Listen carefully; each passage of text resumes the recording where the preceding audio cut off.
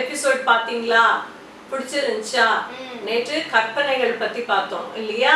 அல்ல அந்த 10 கமாண்ட்மெண்ட்ஸ் எல்லாம் மனப்பாடம் ஆயிடுச்சா? ஈஸியா சொல்லி கொடுத்தால நேத்து. சரி, இன்னைக்கு நாம பார்க்க போறது பிரமாணங்கள். அப்படின்னா பிரமாணங்கள்னா ரூல், லா, அதை பத்தி தான் நம்ம பார்க்க போறோம் இல்லையா? சரி, ஜெபிச்சுட்டு ஆரம்பிப்போமா? அன்புள்ள இயேசு சுவாமி, இந்த அருமையான நேரத்திற்காக நாங்கள் நன்றி செலுத்துகிறோம். இந்த நாளிலும் கூட, இந்த 4வது நாளிலே சுவாமி, பிள்ளைகள் ஒரு பிரமாணங்களை ஆண்டவரை புரிந்து கொள்ள கர்த்தாவே பிள்ளைகளோடு கூட இருங்க. நீர் எங்களை மறைத்து ஆண்டவரே நீர் பிள்ளைகளோடு கூட இடைப்பட வேண்டுமாய் நாங்கள் ஜெபிக்கிறோம். இயேசு மூலம் ஜெபம் கேளும் நல்ல பிதாவே, ஆமென். சரி, இன்னைக்கு சங்கீதம் 119:16 வசனம். சரியா? உமது பிரமாணங்களில் மன மகிழ்ச்சியாய் இருக்கிறேன், உமது வசனத்தை மறவேன். இங்கிலீஷ்ல வாசித்து பார்ப்போம். I will delight in your decrees and not forget your word. Psalm 119:16. சரி, இப்போ பிரமாணங்கள்னா என்னன்னா உங்களுக்கு ரொம்ப ஈஸியா புரியறதுக்காக ரூல், லா, சட்டம், விதிமுறை. அப்படியே கரெக்டா? இப்ப டிராஃபிக் ரூல் இருக்கு, அதை ஃபாலோ பண்ணி ஆகணும்.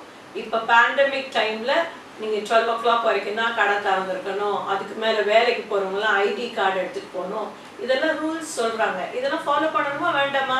ஃபாலோ பண்ணணும். கவர்மெண்ட் ரூல்ஸை ஃபாலோ பண்றோம். சரியா? சரி, இப்ப அதே மாதிரி ஆண்டவருடைய பிள்ளைங்க ஆண்டவர் கொடுத்திருக்கிற பிரமாணங்களை ஃபாலோ பண்ணணும். சரியா? இப்ப நிறைய கடைக்கு போறோம், கிறிஸ்டியன் புக் ஸ்டோருக்குலாம் போறோம்னு வச்சுக்கோங்களேன், நிறைய உங்களுக்கு வாக்குத்தத்த அட்டை இருக்கும், இருக்குமா? நிறைய ப்ராமிஸ் வேர்ட்ஸ் இருக்கும், ரொம்ப பிளெஸ்ஸிங்கா இருக்கிற வேர்ட்ஸ் இருக்கும், எல்லாம் கிடைக்கும் உங்களுக்கு. சரியா?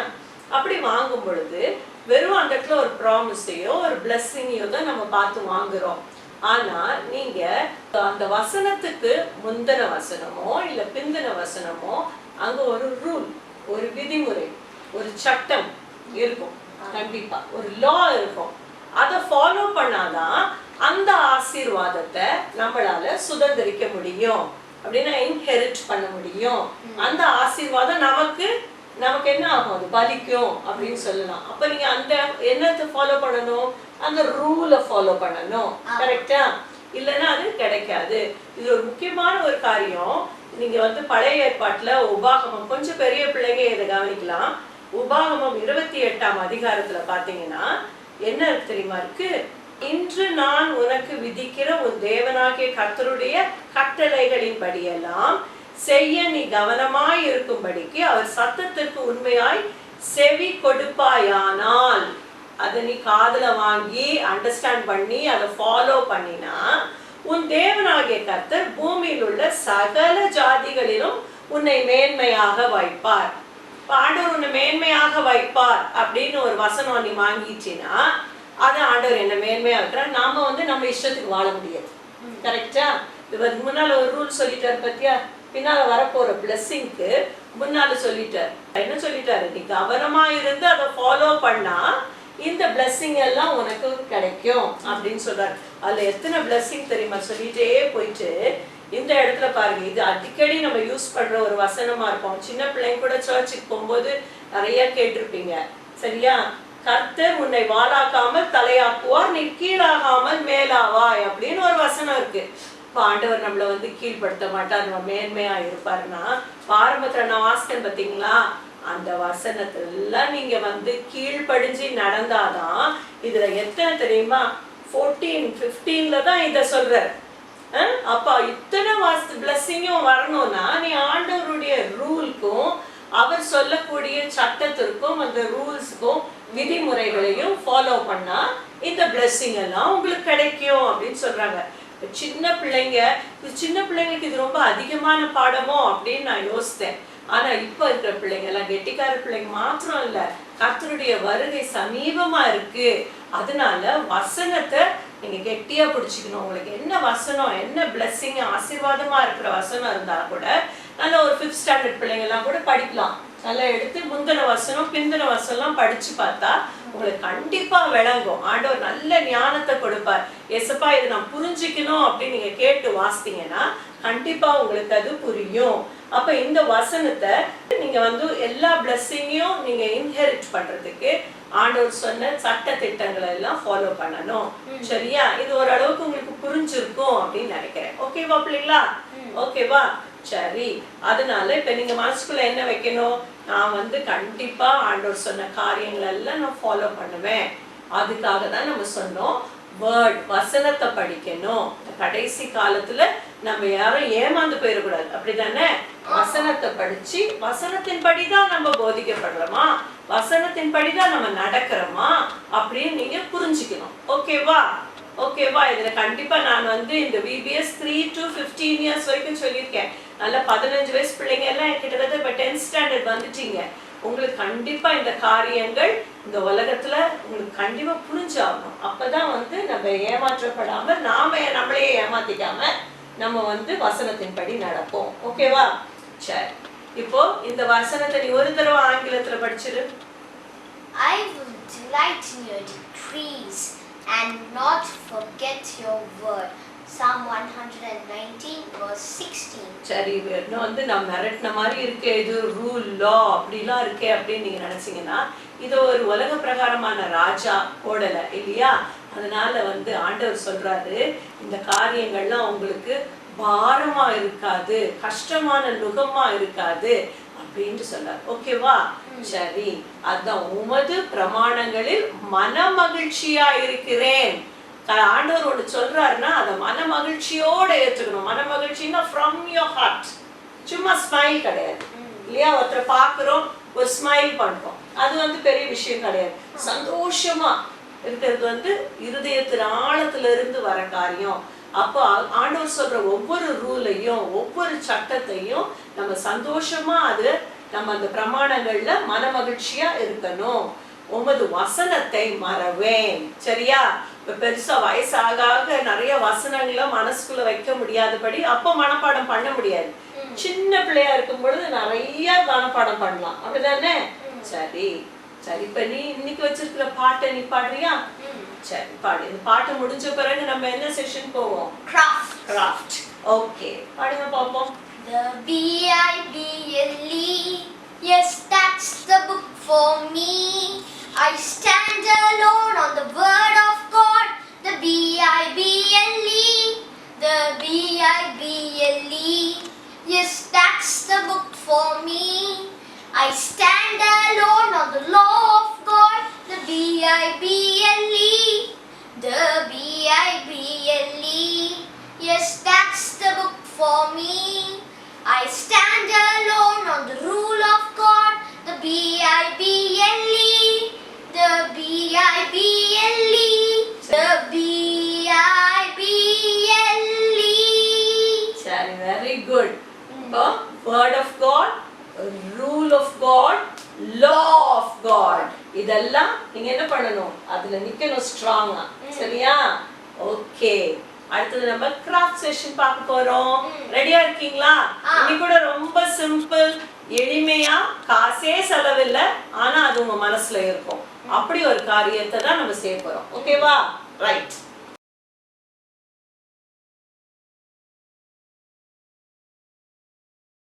இப்போ கிராஃப்ட் டைம். கிராஃப்ட் டைம்ல நீங்க இதுவரைக்கும் செய்ததெல்லாம் நான் சொன்னேன் இல்லையா? நீங்க அழகா அதை வீடியோ எடுத்து அனுப்புங்க.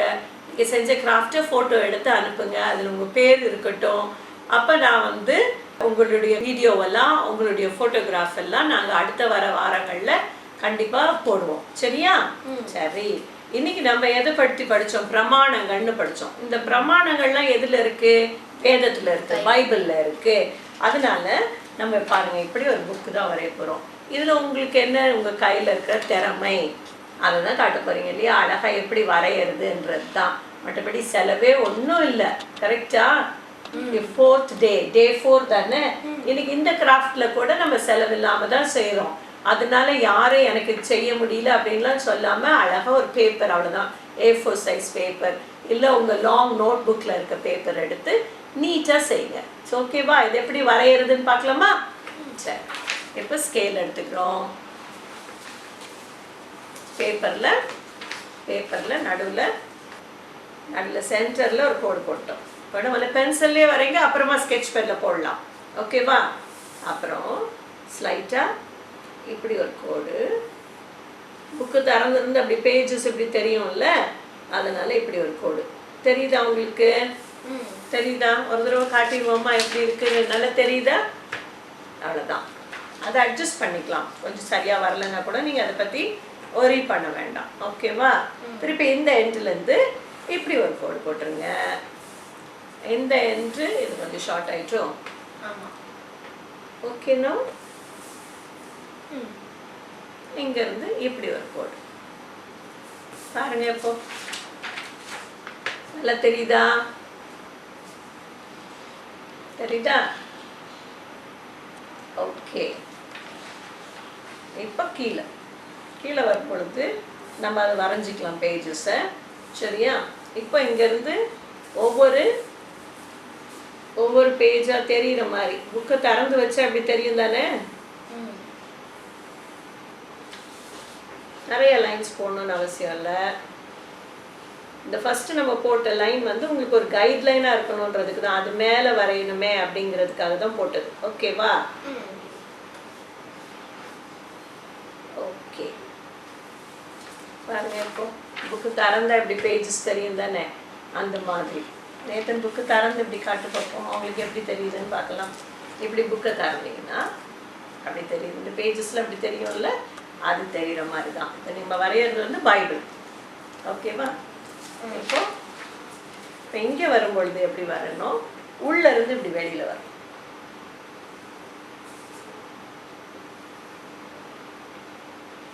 இந்த பக்கம் 2 சைடாக போட்டிங்கன்னா யூனிஃபார்மாக வரும். முதல்ல ஒரு சைடு முடிச்சுட்டு அப்புறம் அடுத்த சைடு போடக்கூடாது. ஓகேவா? 2 சைடும் இப்படி சைமல்டேனியஸாக இந்த பக்கம் ஒரு தடவை, லெஃப்டில் ஒரு தடவைன்னா ரைட்டில் ஒரு தடவை அப்படி போட்டு இது பண்ணிடுங்க. ஓகேவா? இப்போ நீங்கள் நல்லா இது டார்க்காக வரணும்னா நீங்கள் வந்து ஸ்கெட்ச் பென் வச்சு போட்டுக்கலாம். ஓகே.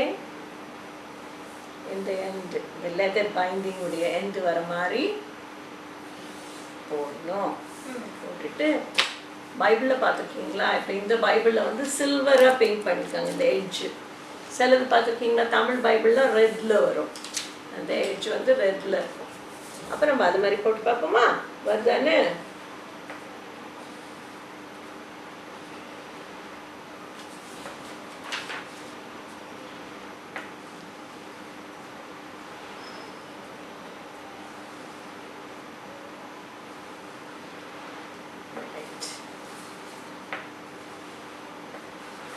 இப்போ இது உங்களுக்கு தெரியுதா?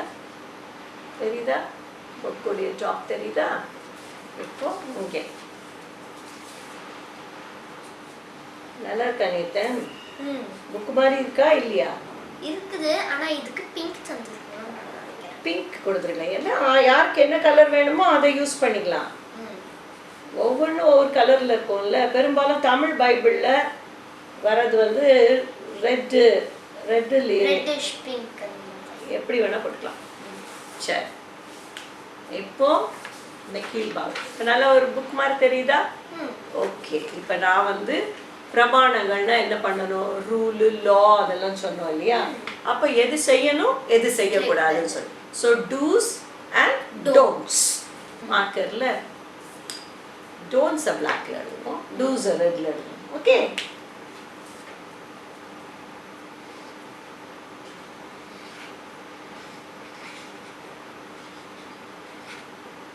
டூஸ் இருக்கா? இது கீழே போட்டலாமா? டோன்ட்டை எதெல்லாம் செய்யக்கூடாது ரெண்டுமே இருக்குது பைபிளில்.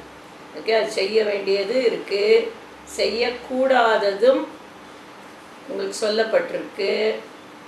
இடம் இருக்குமா?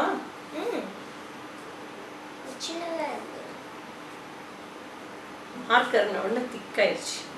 டோன்ட்ஸ். ஓகேவா? இதில் எங்கே இருக்கு?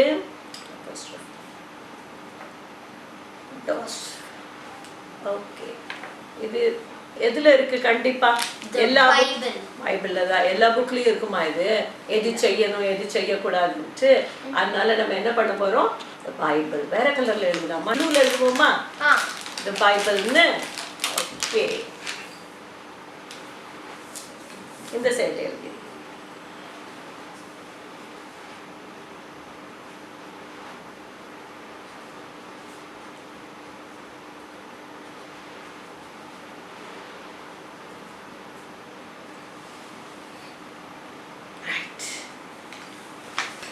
பாருங்க இந்த ஃபர்ஸ்ட் ஸ்டான்ஸா வரைக்கும் பாடுறியா The Bible, yes, that's the book for me. I stand alone on the word of God. The Bible, the Bible, yes, that's the book for me. I stand alone on the word of God. The Bible. the law of God, the rule of God, the word of God. சரியா do's don'ts ரெண்டுமே இருக்கு. இந்த do's எல்லாம் follow பண்ணா எல்லா blessing, எல்லா promise எல்லாம் உங்களுக்கு நடக்கும் இல்லையா? அதனால கண்டிப்பா ஒவ்வொரு ஆசீர்வாதத்துக்கும் முன்னாலேயும் அந்த வசனத்துக்கு பின்னாலேயும் இருக்கிற கண்டிஷன் அது என்னன்னு பார்த்து அதை ஃபாலோ பண்ணா அப்பதான் அந்த ஆசீர்வாதம் நமக்கு கண்டிப்பா நம்ம வாழ்க்கையில நடக்கும். ஓகேவா? பிள்ளைங்களுக்கு புரிஞ்சுதா இன்னைக்கு? ஓகே, இது ரொம்ப ஒரு சிம்பிள் திங். இதை யார் முதல்ல வரைஞ்சிங்களோன்னு இல்லை, எல்லாருமே அழகா வரைங்க. எனக்கு போட்டோ எடுத்து உங்க பேரோட அனுப்பிடுங்க. ஓகேவா? எஸ், நல்லா தெரிஞ்சுச்சா? Okay okay. Hello everybody. Today we are going on a drive through the woods summer break tour. Cedars VBS special. All things bright and beautiful, all creatures great and small, all things wise and wonderful, the Lord God made them all. He gave us eyes to see them and lips that we might tell how great is God Almighty, who has made all things well. All things bright and beautiful, all creatures great and small, all things wise and wonderful, the Lord God made them all.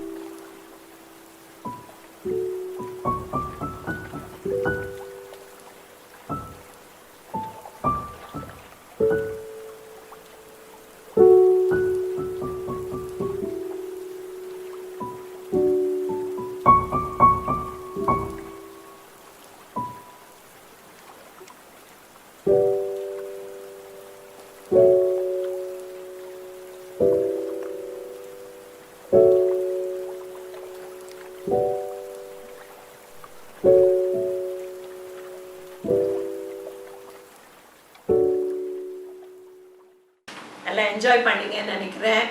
நம்ம நாளைக்கு பார்க்கலாம். நாளைக்கு டே 5. Okay, பாய் பாய்.